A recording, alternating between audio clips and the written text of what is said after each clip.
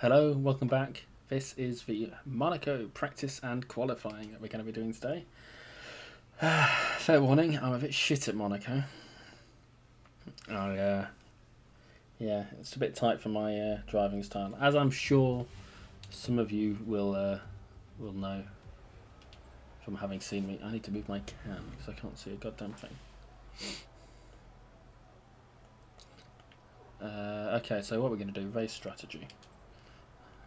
It doesn't want full wets.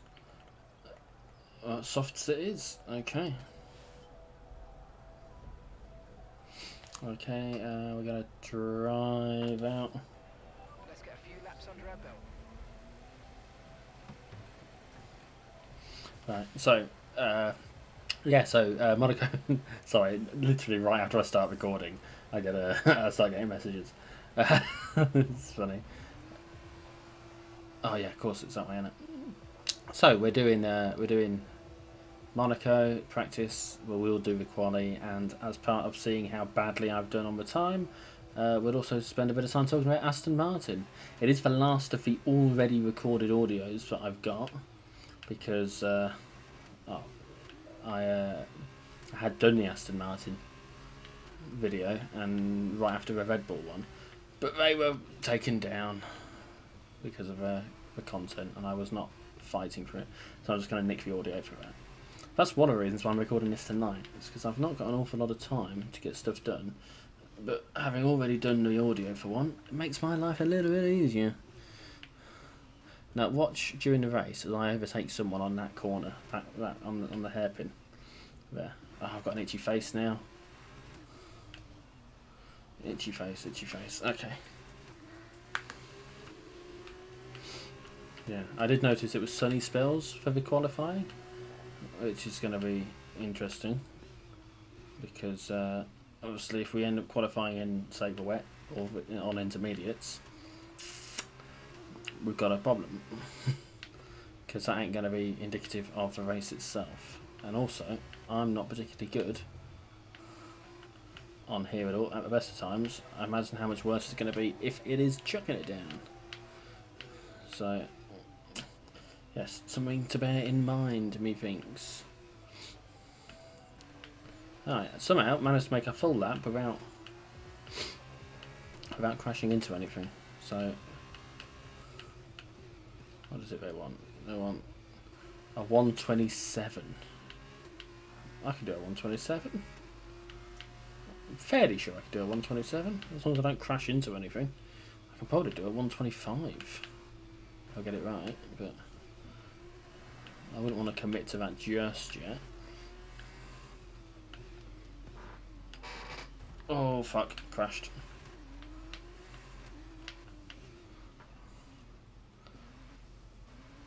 No, this is not going to be good. We're going to have to go through repairs. Jesus Christ. Tell you what, if I can manage for... No. Yeah, we haven't got the downforce we need. Fuck. Just a little tighter than we want. Oh shit. Than we wanted on that.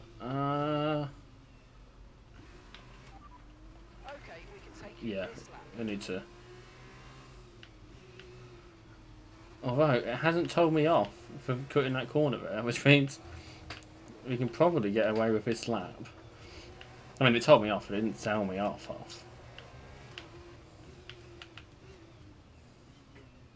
Yeah, no, we've lost too much time.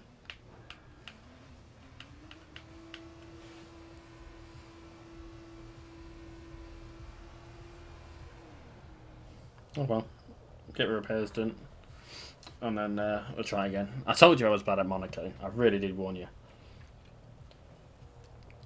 I really, really warned you.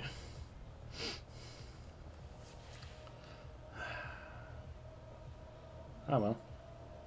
It should make for an interesting race. Because either I'll do really badly, or I might do a Grosjean and accidentally crash into the back of everyone. Alright. Oh, fine. We've had to spend time Let's do repairing the damage to the car. Let's instead do the track acclimatization. We did an out lap and we did an in lap, right? Oh Christ, that's a long way back for us to be picking up. Oh no, I suppose it's not. We're coming up to Vasquez. Right, try to nail as many corner gates as you can. The faster you get through each corner, the higher the score. You'll need to deploy your DRS in the DRS zone as well. Okay, that's fine. That does that automatically for me. Because it likes me and I've got it on a slightly easier mode. Oh, I clipped a fucking corner again.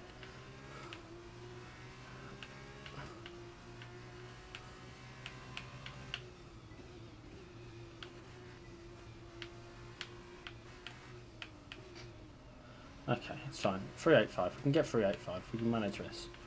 I'm certain that we can. Oh. Well, what happened? Let me know you're okay. Okay, so qualifying. So practice has gone very awry. No, we're not. We're gonna. You know.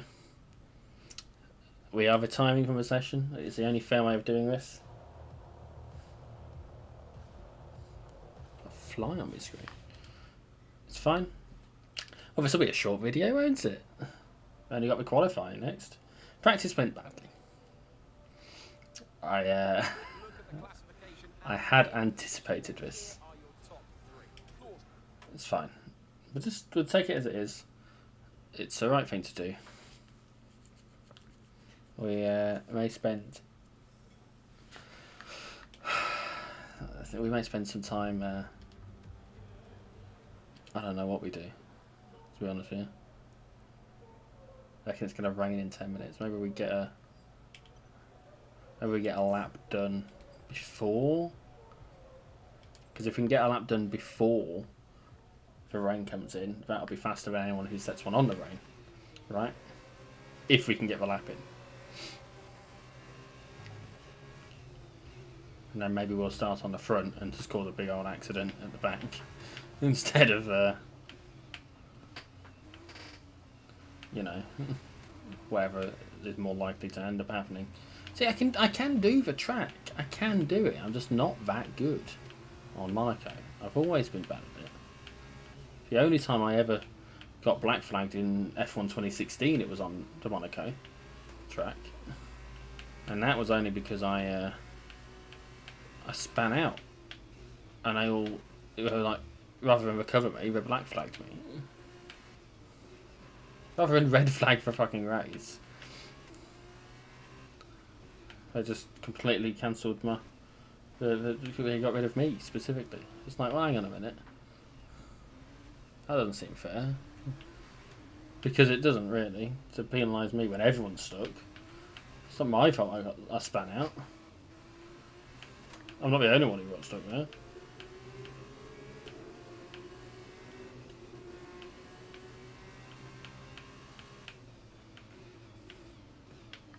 Oh, yes! Round and round and round we go. Got an itchy face.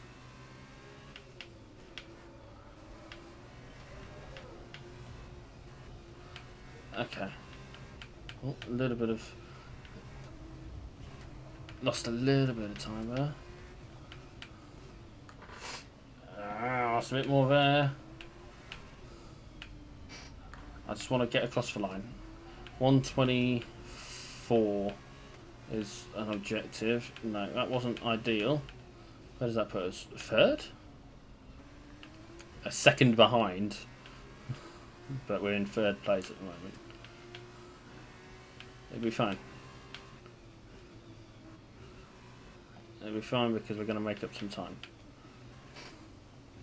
I don't know where, don't know when. We're going to make some time up. Sector 1 was faster. I think I screwed up here. And then, oh, I think I slowed down just a tad too much on the first one. So that's fine. See, I lost a bit of time there. I lost quite a lot of time there. Oh!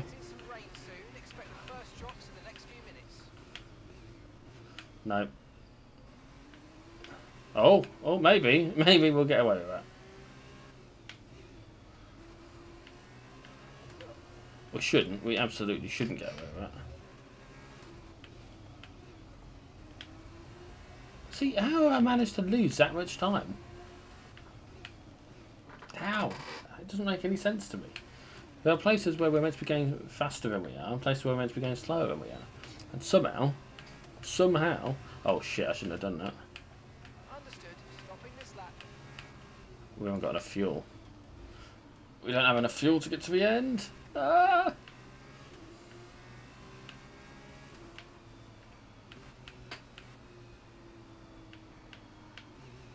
It's fine, we'll coast as much as we can.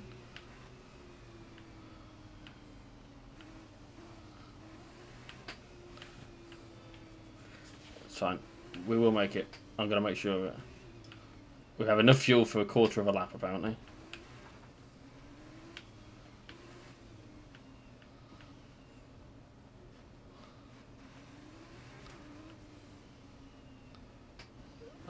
I don't think we're going to make it all the way around. Shit.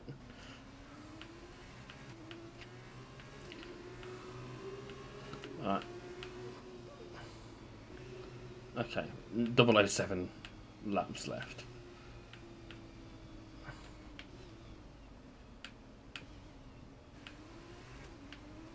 Right, we'll just see what we can do.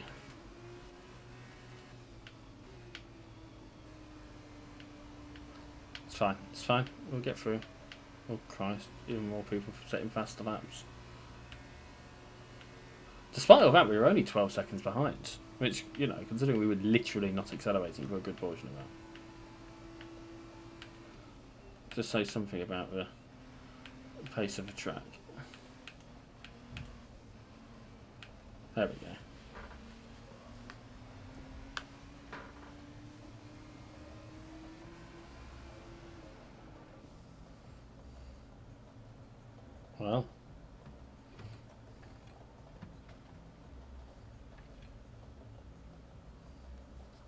Well, it could have gone worse, I think.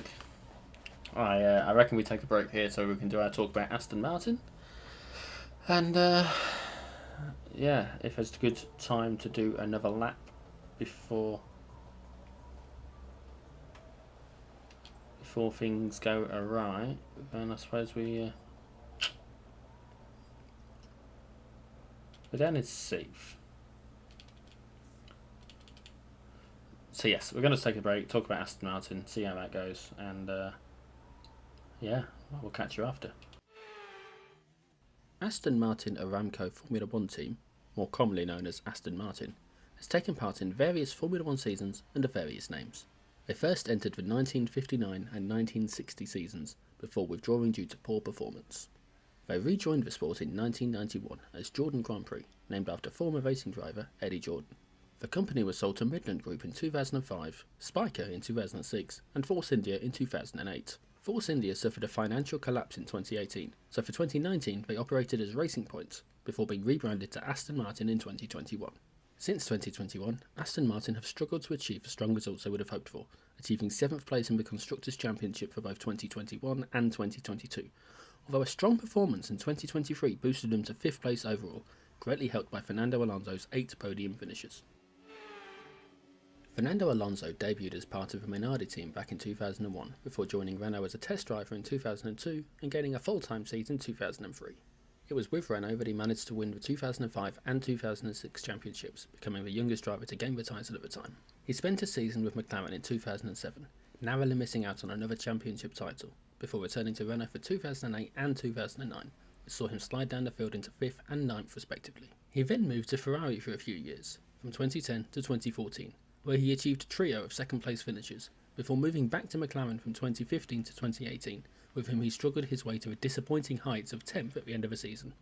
After a 2-year break, he moved across to Alpine for 2021 and 2022, gaining a 10th and 9th place finish respectively, before joining Aston Martin in 2023. With Aston Martin, he was able to gain 8 podium finishes, scoring points in all but 3 races to finish 4th overall with 206 points. To me, it seems very much like Aston Martin and Fernando Alonso joined forces at the right times for each other. The team have achieved their best results in years, heavily thanks to his points contribution, while they've provided the right equipment to help him demonstrate the skill that he has. When you consider that he's taken part in 20 championships, is the oldest man on the grid, and has been racing in Formula 1 for longer than 2023 competitors Oscar Piastri and Liam Lawson, have been alive, it would be very easy to say that his time had been and passed. However, when you watch him drive, it becomes apparent just how helpful a few extra years' experience can be. Lance Stroll debuted in Formula 1 for Williams in 2017. He unfortunately retired from his first 3 races, and despite a podium finish in Azerbaijan, he only managed 12th place overall with a total of 40 points. The years since have not been much better for him. His 2018 season saw him drop to 18th place before he moved to Racing Point in 2019. With Racing Point, he managed another 2 podium finishes, both in the reduced 2020 season, which saw him reach the final position of 11th. His current peak came in 2023 with a 10th place championship result. This was achieved thanks to 12 points finishes, but unfortunately, retiring 4 times, as well as withdrawing from the Singapore Grand Prix after a heavy impact with the wall during the first qualifying period, severely damaged his chances.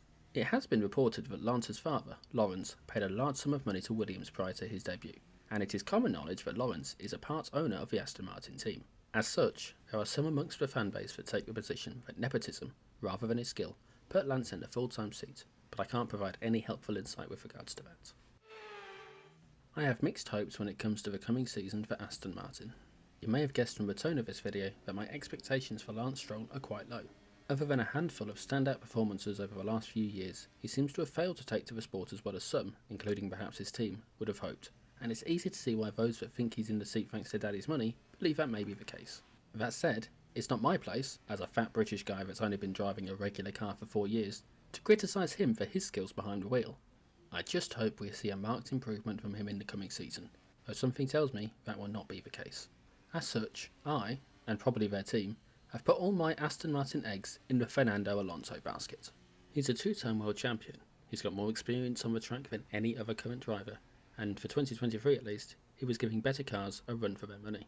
I don't expect him to surpass his 2023 performance again before he retires, but if there's any driver on the grid that I feel most inclined to cheer on, it's Fernando Alonso. I don't expect him to surpass his 2023 performance again before he retires, but if there's any driver on the grid that I feel most inclined to cheer on, it's Fernando Alonso. After all, how many more years can we realistically expect to see him on the grid? Wouldn't it be great for him to hold up just a few more first place trophies? So, despite the fact that our time was quite appalling, we have managed to stay in 6th place. The weather, I think, helped us out quite a bit. It has continued to rain. I did double check. It's going to continue to rain for a while now. So this is actually quite a short video. Just 15 minutes, but practice got cut short, as you saw. Hopefully the sprint and the race will go better. Hopefully.